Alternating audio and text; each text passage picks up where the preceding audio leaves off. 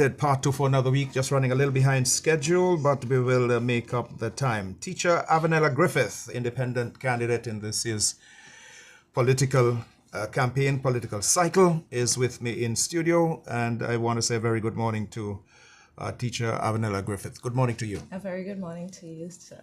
All right, Teach, we get straight to it. The key planks of your election campaign 2025. Newcomer to the election scene here in Anguilla. Your key planks of your campaign. Anguilla for Anguilla is a platform whose mission is to cherish, preserve, and advance Anguillianness. That mission is focused on, right now, on two main aspects. First of all, to have and to see an island strategic framework emerge out of our island.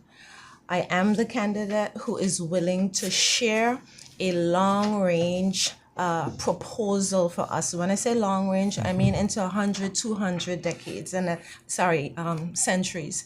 And when I say that, we already have companies here, for example, Capjaluca, whose lease is over 100 years. And if that can't speak to us in a small way, a small thing like that, but speak to us in a big way, what are we doing?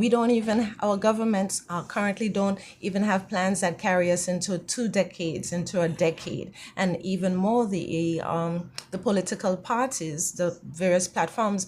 If you listen to them, there's no generational planning that is even being proposed. So Anguilla for Anguilla seeks to have a national vision, and the vision I propose is to be a tranquil, God-fearing, independent nation. That gives us something to look forward to. That gives us goals, not just goals for the next 3, 4, 5 years. That gives us unselfish goals, as a matter of fact, for not just 1, 2 generations down the road, but many. And I think right now, with all the factors that are around us, it's important for us to be unselfish in our actions and our decisions.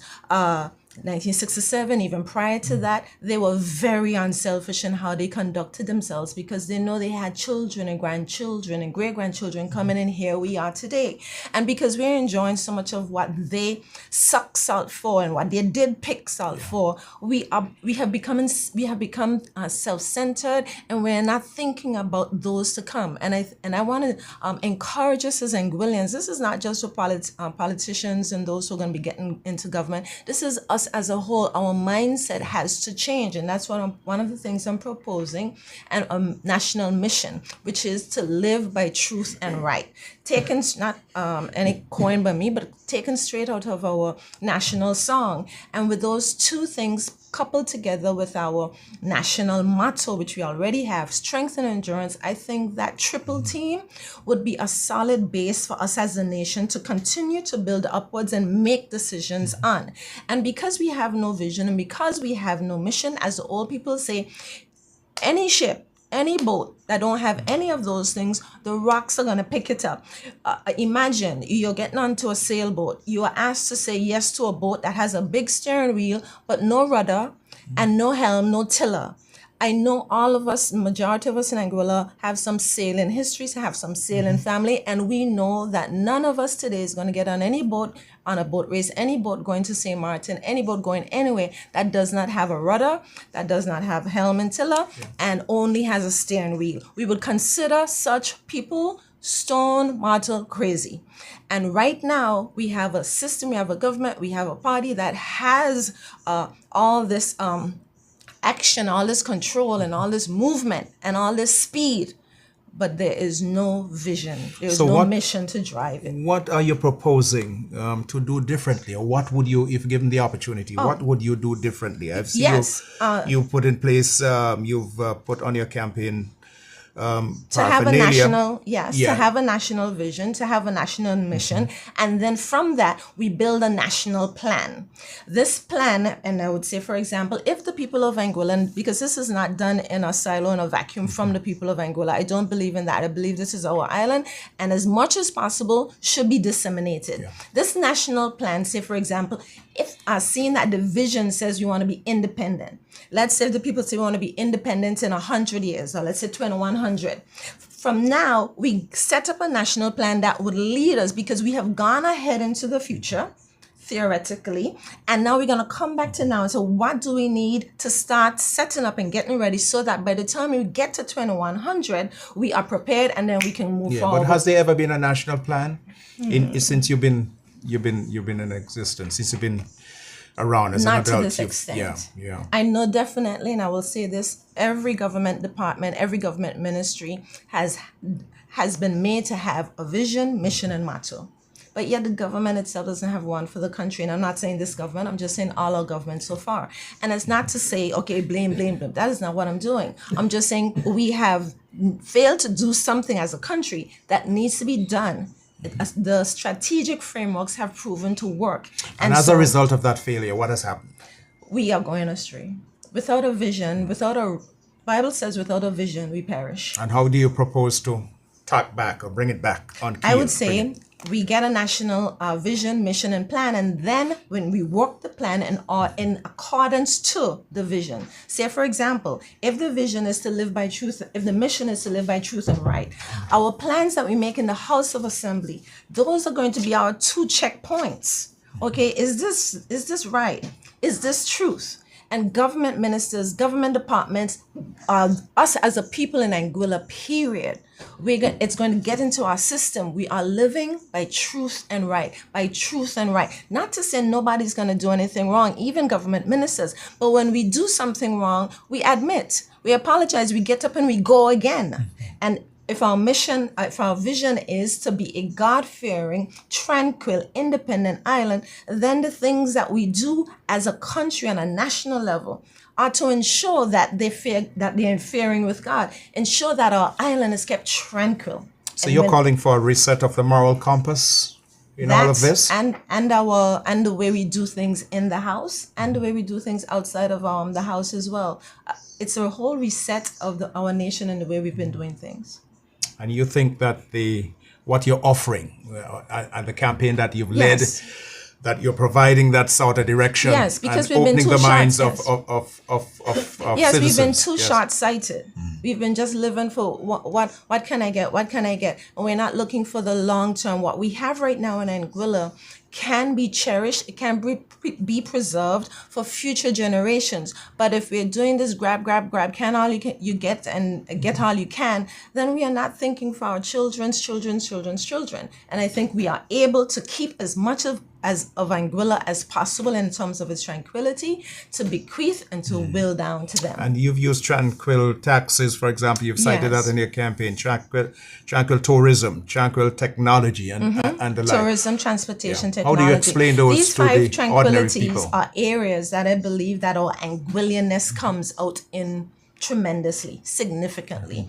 And I would say at the top, Anguilla has been a place that where taxes have been kept low and tranquil. When taxes are high and they are a burden in a country, you can literally feel it in the people. Their shoulders are bent down. Their mindset is bent down. There is very little entrepreneurial drive because you're imprisoned by these things. And for, let's say, from time we got our in 81, when we were totally declared, legally free from the join between St. Kitts, we had tourism, and we used that, not to say we didn't make mistakes, but we used that to keep our taxes to a minimum.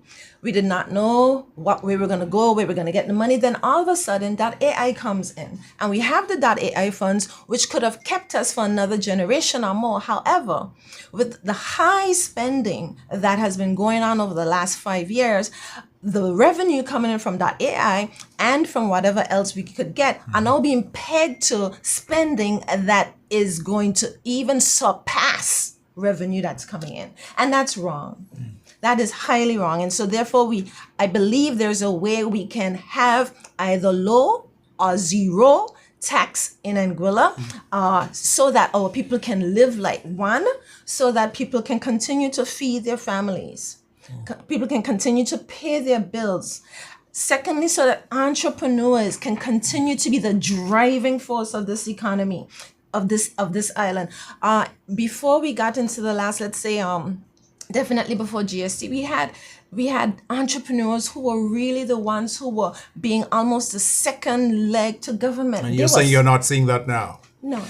No. And even in terms of the entrepreneurial spirit that I would even say the DYC and the ALHCS, where we worked to cultivate that in terms of saying to children, you don't have to go there right now or even later and just stay working for somebody. You can start your own business. And that spirit was being cultivated. But then when you have a heavy burden with a lot of taxes, it comes and just clips it and cuts it down. And now you have to start that all over again. If you really go and look at a few of our next door neighbors, islands, there isn't that heavy drive for owning your own business. And not only that, the entrepreneurs in Anguilla really give back to the community because they believe in us as a people. And we have been the ones who have been helping us as a people. So as Anguillians helping Anguillians, but now we have a situation where Anguillians are basically trotting down Anguillians and not giving them that freedom to blossom. So you're saying over this last 5 years almost 5 years of this administration, you haven't seen anything noteworthy, beneficial to the people of Anguilla? That is not what I'm saying. I believe that all governments over the last, and I've said this right here before, over the last decade and a half, all governments have done well, but over the last decade and a half, I believe that there has been a shift in our trajectory, and that's because we didn't have a vision and a mission guiding us. If we had that, we would definitely not have made a lot of the decisions that have moved away our Anguillianness, that has eroded it, whether intentionally or unintentionally. A lot of our Anguillianness has been eroded. And so that's what I'm saying. But you haven't seen, can you pinpoint anything that you would have seen that would redound to the benefit of the wider Anguillian society? In this last, I'm specifically asking you about this Definitely 4.5 year GST. period. Definitely GST. And it is something that the people said no to. It was something that the current government campaigned no to. And then, okay, I'm not a fool. And so I think that we know that when we stay outside of certain places and we look and we see things, there's a different thing when you go in. So when they went in there, they saw something different. They just could have come back to the people, said, this is what we saw. But the Anguillian people said no. They opposed, they rallied against it, and they were willing to make a way around GST, and it was totally refused. And that there was a dictatorial decision, and even the way again it was done in the House. And so definitely that one straight off the bat. But what about some of the positive programs, social programs that have come out as a result, an offshoot, if you like, of the GST funding, which is basically the people's money being plowed. I'm talking, for example, the Senior Shield, Junior Shield, for example, which are good things in any society. However, whichever side of the fence you sit on, how do you reconcile and bring that, and specifically look at that and the wider benefit to the community? Well, the thing is, if your foundation is wrong, it doesn't make any sense laying blocks, because the blocks are going to go up wrong. So you're asking me to judge blocks that are good blocks that have gone up, and you are on a wrong foundation. You are on a foundation that was done incorrectly.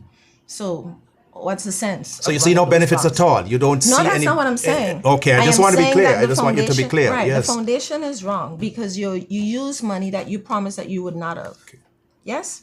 There were other ways to go around that, and now you have run those blocks, and now the whole thing is off because you have created, you're building something that is not shaped right, that is not going to eventually stand So you don't see that as being sustainable? Not that it's not, and there are ways to sustain things like this, but now we have to go and deal with the foundation. How do you deal with GST? Yes? So ways to come up with getting that out of our system and maintaining what can be maintained needs to be done. But all agree that the GST isn't going anywhere. Well, you can't say all. Now, the majority of persons, and I've heard that from all sides of the political I'm just saying city. It's not all, because we have .ai. We have that's another peg. That's another peg. Have that, and that's a much more huge peg, because that's another peg. The numbers for .ai are not being factored in, and the numbers that that Vince Kate projects is that you have $100 million coming in this year. Yes. 100 million US US. dollars. Okay. And Vince Gates says, and if you look at the track record of it, it's going to double every couple of years. I believe the last figure I heard for GST when the last one was 155 million EC dollars. If you compare 155 million EC dollars to 100 million US dollars, and 100 million US dollars double in a couple of years, and then right after that is going to double in another couple of years. So God's willing and God's continued blessing on us, you can maybe making 400 million US dollars in a decade. That money is what I am proposing, that we have a 7-year wisdom plan with 7 years to save, 7 years to get debt free, 7 years to So you plan. will scrap GST, period, and With and 100 and, with and focus 200 more on the .ai domain registration.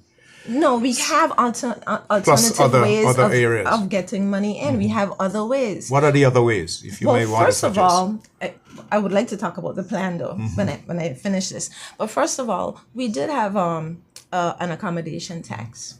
We did have. And so I'm not sure what the issues were with that, but I'm thinking whatever they were, it can certainly come back. When we can And is that look sustainable? I think it is if we make it just as hard as we push GST, if we push the accommodation tax and any other new ideas that people who make up the elected seats can come up with, yes, and also our government workers. But if we have something like besides revenue coming in, one way you also make revenue, which people don't look at, is you lower expenses. And so there are ways that we can also lower expenses, which will keep money in. So with a 7-year, and I'm the candidate who is proposing, not just with my lips, but in paper, that you take 7 years, you assess what you have, assess the money coming in from the .ai project specifically, and take 20% to 50%. Again, I'm not unwise in this. I'm not saying take all the money, put it there, and we have nothing else. But we take that money, we pay off debts, we get debt free, and we save that every year. And then we plan, we strategically plan over the next 7 years. After that, you roll out all those plans. As of now, no government has a plan for, and even this government, for using, and that they're sharing with the public, for using the funds, any of it. There's been talk of a sovereign wealth fund similar to the Norway situation. I've heard that. But it's not on paper. Expressed. And they're not putting it down on paper for the people. And as a government, you want to have a national plan as well, something that everybody can see. What I'm proposing is that when we do this strategic planning, it's a project roadmap, a national project plan is listed, it's broadcast. So people can say, okay, these are the checkpoints. We will be hitting this in the first couple of months. We'll be hitting this. And so you see it being rolled out over 7 years. But even now, plans for maintenance of what we have, all those kind of plans are not being shared with our people from the current government. And so we have I'm proposing a wise plan for the use. I'm also proposing something else that would make jet skis totally be taken out of our picture. We've survived without them so far, and I've proposed to have something like a drone descent major conference that can bring thousands of people in here, that can bring in thousands of dollars. Something like that is highly technological, and with our .ai as our almost mascot, if you want to call it. Why your opposition to the jet ski proposal? For several reasons. They're unhealthy, they are harmful to the environment. I love going on the beach, and I love the fact that I don't have to be watching, doing this. The noise, I know they're quite softer now, which makes it even more difficult because you really don't know they're on you until they're on you. But also because we do a survey almost every day. Somebody's at that airport. But what if they operated in a confined, designated locale? Which is a confined? No, I'm just saying. No, I'm asking back. What is a Just confined designated locale? Is it where I go, where you go, where other tourists go? And there are 3 things that tourists tick that they totally appreciate that we don't have: casinos, jet skis, and can't remember what the other one is. But one of the key areas about the drone thing is that it's highly technological. It is it can continue to elevate our brand as what we're currently being pegged at or identified at as .ai, which means we are up there with the technology. And something like this would far surpass the revenue that we would get from jet skis, far surpass. What's your basis for saying this? Have you conducted or read any studies? Is there any research that you can point to, even on suggesting that this can be Yes, I've a researched solid it. plan? I've researched it, and Okay. anybody else can too. Very few countries are doing it in Europe, and there's no drone conference of this sort anywhere in the region in the Caribbean. And so yes, I've done the financial research, I've done the legwork on it, and I believe that something like this could elevate Anguilla to being beyond extraordinary. We say beyond extraordinary in so many ways, in our brand and our marketing, but yet we want to live so low. And we want to go to the common things. We want to go to what everybody else is doing. And so therefore I'm saying no. So therefore with my plans, I have outlined them, I have written them down, I have discussed them. And those are so people can keep us accountable. Yeah. And I believe too many of our government officials want to run from accountability. Accountability keeps you in check. I'm not overstepping, and so therefore my tranquil taxes, teaching, tourism, transportation, and technology, all of those things are important to me, because I really believe that once we keep a check on these things, they will keep our Anguillianness for as long as we possibly can. And you maintain your opposition to casino gambling. You've Absolutely. said that clearly. You They are robbers. vehemently They are robbers. oppose Even that. the lottery, yes, I But vehemently oppose you those. have wider gambling throughout yes, and we've been through the there. Anguillan society. Yes, but so how do you juxtapose the two? And I oppose those as well, Yeah. because I believe that a government that agrees with it, and people, not just people for not just a government itself, but the people. If we're gonna say yes to it, we do have to realize that as a people, we're saying yes to our sons and our But daughters you would and our agree, children being Ms. Griffith, robbed. with the greatest respect, that a large percentage of persons here, are into gambling and do that on a regular basis. That's what I just said. You would agree. And we would be the ones who are trapping ourselves, because you cannot do something that's illegal and not reap the benefits, the consequences of it. Right. And so once we are going to continue down this road, and it's very sad right now when you're driving on the Little Harbor Road, just before you get to pass the Chinese store there on the right, just after you pass, there are two big apartment complexes. There's houses there, and there's a lottery going up right in front of those apartments. You have children, you have young people, you have families, and a bright orange, turquoise, and white building, small little building, is going up there. It's attractive to our young people. The colors stand out. Actually, the colors are brilliant and lovely. But the colors, when they draw you in by that, they are robbing. And then we have issues which are popping up in the wider society, and we're wondering why.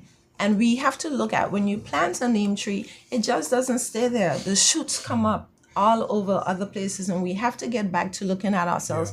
If we have these lotteries now and we have so many different ills that are coming up in our society, we ought to stay far away from casinos. They are indeed robbers. So, Ms. Griffith, your campaign, why? You're an independent candidate. Why should the people of Anguilla entrust their vote in you or with you as you seek a place in the Anguilla House of Assembly? Why? Why should they vote for Anguilla Griffith? Anguilla for Anguilla, as an independent island-wide candidate, seeks to ensure that our House of Assembly not only sits on two of these party legs, but has a third leg that's representative of the people. that's independent. However, given the last decade and a half of the incorrect or wrong trajectory that we have been turned into, I'm here to say that cherishing, preserving, and advancing Anguilla and Anguillianness is the motto and is my drive. To continue to live without a vision and mission in our island, I believe it would be unwise of us to do so. In the next 10 years, in the next 5 years, if we continue with this way, as the old people say, the rocks will surely pick us up. And so therefore, I'm asking you to consider giving me a vote so that I can do the very best that I can with the knowledge that I have to ensure that our taxes, our teaching, our transportation, our tourism, and our technology remain as tranquil as possible, to help to fight to ensure that the money, the funds that we have been blessed with, this thing called .ai domain name, the revenue coming from that is wisely spent and not just thrown up in the air at fly-by-night dreams, and it is not and that it is not unaccounted for. So Avanella for Anguilla seeks to be truly Anguillan and truly working hard for us as a nation, and not just simply for myself. I believe every government worker is worthy of their hire, but at the same time, I do not believe that we should be dictators, just doing whatever we want, however and whenever we want. Take, for example, we have the situation where we have the snap election that throws all our children in chaos at the high school because everything has to be turned upside down. We have a situation where we have prioritized our $400 million airport over the fact that even now our children can't have heat because we don't have a running field, a playing field, a sports field, and so many other things, including an auditorium and so many other places, when the airport is going to be taken care of for visitors, when the LBCC is going to be taken care of. It was taken care of for festivities over a couple of weeks, and since then it hasn't been used. I believe that our priorities have been misaligned, and they have totally been misaligned in respect to us as Anguillians. I believe that we should be building character first and then looking to build concrete. And so Avanella for Anguilla is here to cherish, preserve, and advance Anguillianness. All right, Avanella Griffith, independent candidate, I want to thank you so very much. If I could just say one last thing, Keith. I want to speak to those of you who are apathetic in spirit. You have been betrayed, you've been lied to, you've been tricked, and you've been treated as if you're a fool and you are not planning on voting in this elections. I want to encourage you to overcome that, to rise above that, and make whatever wrongs you can right by coming out and not letting anybody push you out of your rights, push you out of speaking out, because those who go to vote will be voting for you. And I understand the experience you have gone through, but I say to you, they will be doing you the same thing again if you allow them to dictate your actions by what you experience. And so you made a mistake, you were fooled, you were tricked, you were betrayed, but please don't let that spirit of apathy keep you away from voting on the 25th and the 26th. I encourage every Anguillian to come out and vote. Thank you. Thank you so very much. There you had it from independent candidate Avanella Griffith. We'll go to a break, and when we come back, we'll be hearing from some other politicians throughout the session here and Talk Anguilla Rebranded Part 2 with yours truly, Keith Stone Greaves, Renford Kelsick on the board.